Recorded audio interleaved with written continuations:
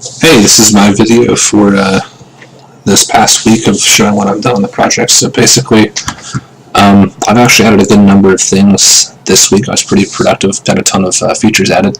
So basically what I decided is that the easiest way to implement a final tower upgrade for our towers, for this tower defense game, was to just kind of make a fifth option for towers. So basically, towers can now upgrade 1 through 4, and the upgrade steps are linear in between 1 through 4. So like if Tower 1 does 4 damage per attack, then Tower 2 will do 6, and then Tower 7 will do 8, and then Tower 4 will do 10.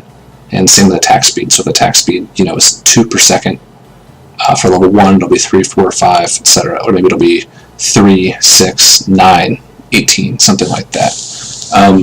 3, 6, 9, 12. But what I wanted to do is I wanted to add like a fifth upgrade. So basically the way it works right now is, each upgrade costs the same amount as the tower. And that was kind of a limitation of the way we've coded this, I think. When you go to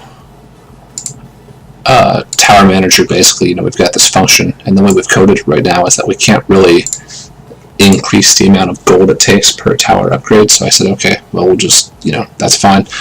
We're going to do, we'll just do, the cost will be the same as making a new tower, and then it'll be an upgrade instead, right? And that helps because, there's only so many places you can really put the tower for optimal damage, so it's kind of a trade-off. You can choose between the two. But if you want to spend an extra money on the final tower, that's 1,000. For every tower, it's 1,000, and it adds kind of like a unique effect, right? So, for instance, the for the air tower, when we add that, and see, so like right here, we added T. We put it on T, and basically this puts a new tower called Final Upgrade. And when you go to spawn towers, basically, I added all this code that will say, okay, is this tower level 4, right? If this tower is level 4, then it's eligible for a final upgrade. Okay, are we putting a final tower upgrade on top of the previous tower? If so, okay, we'll upgrade to the final upgrade.